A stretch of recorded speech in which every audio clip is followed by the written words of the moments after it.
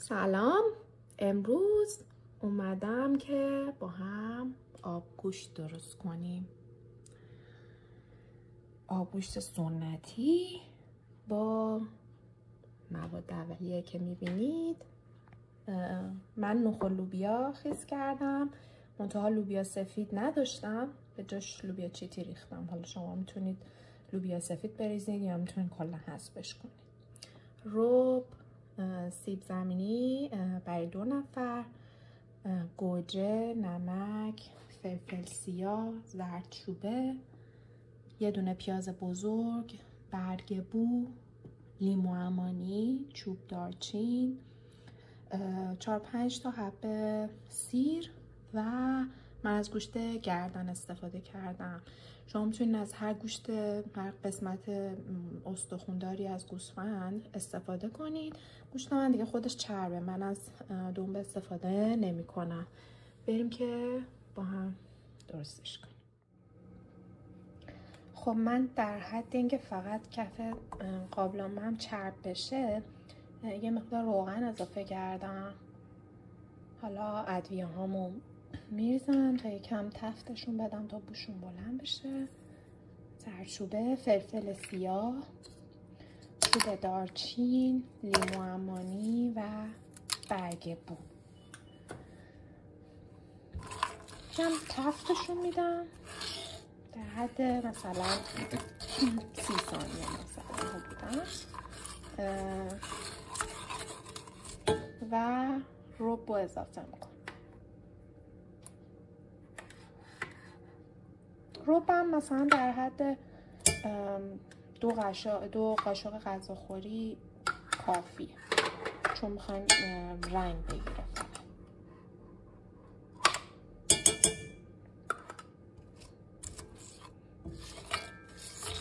خب رب تفت میدیم.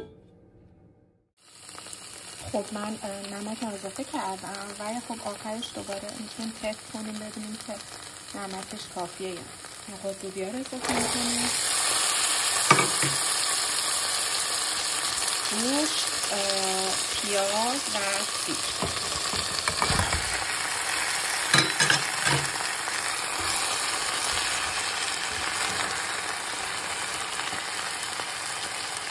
گوجه رو میندازم داخل قابلمه و آب اضافه میکنم.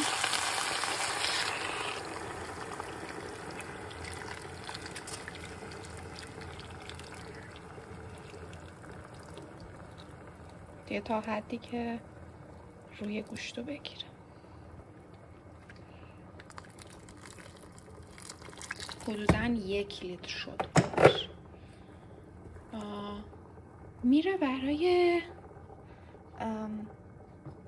2.5 ساعت تا 3 ساعت پخت که آخرش فقط سیب زمینی مونده بشه اضافه کنیم. درشو میذاریم بپزه. خب الان 3 ساعت گذشته از پخت آبگوشتم. من میام این گوجه‌ای که انداخته بودم و پیاز و اینا رو جدا میکنم و میکوبم و دوباره برمیگردونم توی قابلمه. خب این آماده شد. یه مایه این شکلی میده. من یادم رفت بگم اگر که دنبه استفاده کردین توی آبگوشت، دنبه رو هم به این مخلوط اضافه کنید. اینو اضافه میکنم که یه عطر خوب پیاز داره، خیلی طعمش رو عوض میکنه. بعد میذارم 1 ساعت دیگه به همراه سیب زمینی ها بپزه. اینم اضافه کنم که من چوب دارچین، لیمو عمانی ها و برگ بوها رو از قابلمه خارج کردم. خب آماده شده. حالا گوشتا رو از استخون جدا میکنیم، به همراه سیب زمینی و نخود لوبیا خارج میکنیم از قابلمه و شروع میکنیم به کوبیدن. حالا یا با گوشت‌کوب برقی یا با گوشت‌کوب معمولی.